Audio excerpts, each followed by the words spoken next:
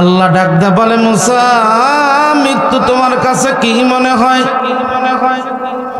মুসা আলাইহিস সালাম ডাক দে বললেন, আল্লাহ আমারে যতগুলো নিয়ামত দান করছো তার মধ্যে শ্রেষ্ঠ নিয়ামত হলো মৃত্যু। আল্লাহ বলে, মুসা রে কয় কারণে মৃত্যু তোমার কাছে শ্রেষ্ঠ? বলে 3 কারণ। সুবহানাল্লাহ। আল্লাহ ডাক দে বলে, মুসা কারণগুলো দশাও। বলে 1 নম্বর কারণ হলো মরার পরে জান্নাত আছে, না মরলে জান্নাত নাই। তাহলে বোঝা গেল মরলে জান্নাত, না মরলে জান্নাত নাই। আল্লাহ ডাক দে বলে, মুসা 2 নম্বর কারণ দশাও। বলে 2 নম্বর কারণ হলো আমার মৃত্যুটা যেন হয় তোমার জন্য। সুবহানাল্লাহ। মৃত্যু কার জন্য হতে হবে? আরো জোরে কান। কয় আমি কত জনে কত কি দিলাম, ওরে যাইবার কালে একজনারও দেখা না পাইলাম। আমার সঙ্গের সাথী কেউ হলো না রে, রইব না আর বেশি দিন তোদের মাজারে ডাক দিয়েছেন। এই যে দেখেন, হাত ইশারা করে দেখাইতেছি, দয়াল বলা যাবে না। কে ডাক দেয়? কথা কয় না, ডাক দেয় হলো আল্লাহ। কতটা বড় চমৎকার কথা! কত জনে কত কি দিলাম, যাইবার কালে একজন আরো দেখা না পাইলাম। আমার সঙ্গের সাথী কেউ হলো না রে। কেউ হবে?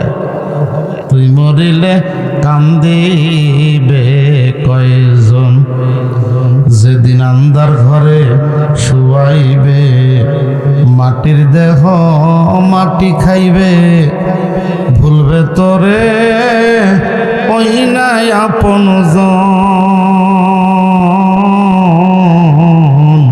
তুই মরিলে কান্দিবে কয়জন, ভাই বেরাদার আত্মীয় যারা কিছুদিন কান্দিবে তারা, এই দুনিয়ার কোলাহলে তারা একদিন যাবে ভুলে, ছিন্ন হবে তোমার মায়ারি বান্ধব।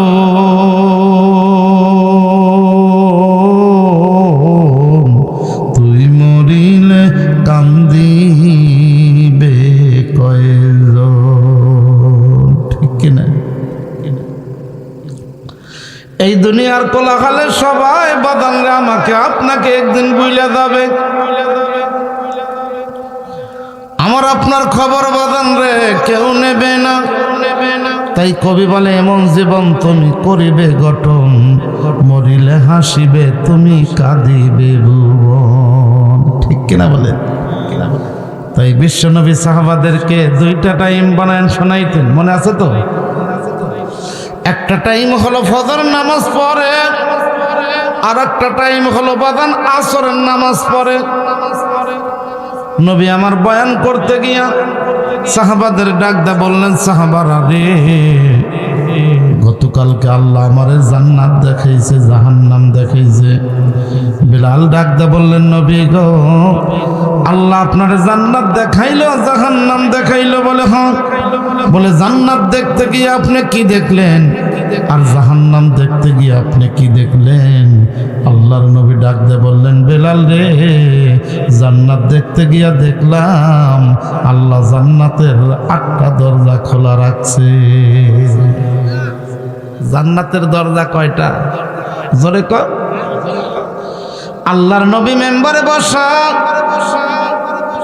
নবীজির সম্মুখে হযরত আবু বকর বসছে, এর ডাইনে কাঁধ মিলাইয়া হযরত ওমর বসছে, এর ডাইনে কাঁধ মিলাইয়া হযরত ওসমান জিন্নুরাইন বসছে, এর ডাইনে কাঁধ মিলাইয়া হযরত আলী বসছে, এর ডাইনে কাঁধ মিলাইয়া হযরত জুবাইর বসছে, এর ডাইনে কাঁধ মিলাইয়া বাদান রে এরপরে আবু তালহা বসছে, এক কোনায় বসছে হলো হযরতে বেলাল। বেলাল ওই কানির থেকে নবীরে ডাক দিয়ে বললেন, নবী গো, জান্নাত দেখতে গিয়ে আপনি কি দেখলেন? আল্লাহর নবী ডাক দিয়ে বললেন, বেলাল রে, জান্নাত দেখতে গিয়া দেখলাম আল্লাহ জান্নাতের 8টা দরজা খোলা রাখছে। বেলাল ডাক দিয়ে বললেন, ইয়া রাসূলুল্লাহ, ইয়া হাবিবাল্লাহ, জান্নাতের 8টা দরজা আল্লাহ কেন খোলা রাখছে? আল্লাহু আকবার কম, আল্লাহু আকবার কম।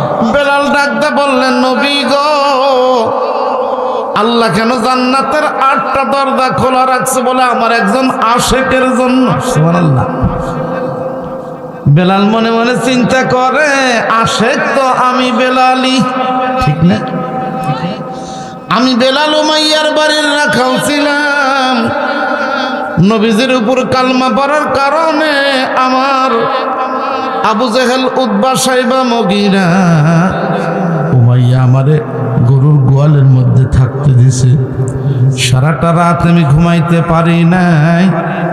বেলাল মনে মনে চিন্তা করে, আশিকে রাসূল তো আমি হব, কারণ আল্লাহ যেহেতু জান্নাতের 8টা দরজা খোলা রাখছে তার একজন আশিকের জন্য। বেলাল ডাক দিয়ে বললেন, নবী গো, তাহলে আশিকের রাসূলের নামটা আপনি একটু বলে দেন না। ইতিম নবী আমার ডাক দিয়ে বললেন, বেলাল রে, আল্লাহ যার জন্য জান্নাতের 8টা দরজা খোলা রাখছে তার নাম হলো আবু বকর। আবু বকরের জন্য আল্লাহ জান্নাতের 8টা দরজা খোলা রাখছে। আবু বকর যেই দরজা দিয়ে ইচ্ছা সেই দরজা দিয়ে ঢুকবে। সুবহানাল্লাহ। আবু বকরের কথা শুনিয়া বেলালের মনটা বাদ। আবু বকরের ডানে বসে রয়েছে হযরত ওমর। ওমরের গাল বেয়ে বেয়ে পানিগুলা পড়তেছে। আল্লাহর নবী আবু বকরের কথা বলল, আমি ওমরের কথা তো নবীজি বললেন না। যেই ওমর নবীজির কাল্লা কাটতে গিয়া নিজের কাল্লা কাইটা কালমা পড়ে মুসলমান হইলাম। নবী আমি ওমরের কথা কিছু বললেন না। আল্লাহর নবী ডাক দিয়ে বললেন, বেলাল রে, জান্নাত দেখতে গিয়া দেখলাম আল্লাহ জান্নাতের মধ্যে স্পেশাল 3টা ঘর বানায়া রাখছে। আল্লাহ জান্নাত 8টা খোলা রাখছে আবু বকরের জন্য। আবু বকরের মুখের মধ্যে হাসি, বেলালের গাল বেয়ে বেয়ে পানি পড়তেছে। হযরত ওমরের গাল বেয়ে বেয়ে পানি পড়তেছে। অন্য সাহাবারা বসে আছে নবীজির দিকে তাকাইয়া, কিন্তু নবীজি আবু বকরের কথা বলতে আবু বকরের মুখের মধ্যে হাসি ফুটে গেছে। আল্লাহ আবু বকরের জন্য জান্নাতের 8টা দরজা খুলে রাখছে। হযরত ওমর দৌড়াইয়া যাইয়া আবু বকরের হাত ধরে ডাক দিয়ে বললেন, ভাই আবু বকর, মক্কি জিন্দেগি আর মাদিনী জিন্দেগির যত নেক আছে আমি তোমার দিয়ে দিলাম ভাই। আমি শুধু তোমার কাছে একটু নেকি চাই। যেই দিন আল্লাহর নবী মক্কায় থেকে হিজরত করে মদিনায় যায়, তোমার ঘরের দরজার কাছে আইসা নবী যখন ডাক দিছে আবু বকর, সঙ্গে সঙ্গে তুমি দরজা খুলে দিলে। আল্লাহর নবী তোমারে নিয়ে হীরা পর্বতের গুহার মধ্যে গারে সোর গর্তের মধ্যে যেন মগ্ন ছিল। আল্লাহর নবী গারে সোর গর্তের মধ্যে তোমাকে লইয়া যখন প্রবেশ করলেন, সেই গারে সোর গর্তের ভিতরে নবীজির পরিস্থিতি কেমন ছিল আপনি একটু জানাইয়া দেন না। আবু বকর ডাক দিয়ে বললেন, ভাই ওমর রে, তুমি আবার এই টাইমে এই কথা কেন বলতে চাও? বলে আমি বুঝেছি ওই আমলের কারণেই বুঝে আল্লাহ আপনার জন্য জান্নাতের 8টা দরজা খোলা রাখছে। ইতিম নবী আমার ডাক দিয়ে বললেন, বেলাল রে, জান্নাতে আল্লাহ যার জন্য স্পেশাল 3টা ঘর বানাইছে তার নাম হলো হযরতে ওমর। সুবহানাল্লাহ। কারণ ওমরের মুখের মধ্যে হাসি বইটা গেছে।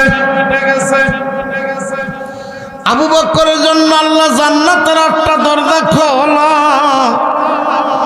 ওমরের জন্য আল্লাহ জান্নাতের মধ্যে স্পেশাল 3টা ঘর বানাইছে। হযরত ওমরের ডানে বসে রয়েছে ওসমান জিন্নুরাইন, যিনি নবীজির 2টা মেয়েকে বিয়ে করছে। একত্রে কিন্তু বন্ধু করে নাই, একটা মরে যাওয়ার পরে আর একটা করছে। ধরে বলেন ঠিক কিনা? সে ওসমান জিন্নুরাইন মনে মনে ভাবতেছে, আমার নামের পিছনে জিন্নুরাইন উপাধিটা আমার আল্লাহ দিল, অবশ্যই আবু বকরের জন্য জান্নাতের 8টা দরজা খোলা, ওমরের জন্য আল্লাহ জান্নাতের স্পেশাল 3টা ঘর বানাইছে। আমি ওসমানের কথা তো নবী কিছু বললেন না। আল্লাহর নবী ডাক দিয়ে বললেন, বেলাল রে, জান্নাতে প্রত্যেকটা নবীর একটা করে দোস্ত থাকবে।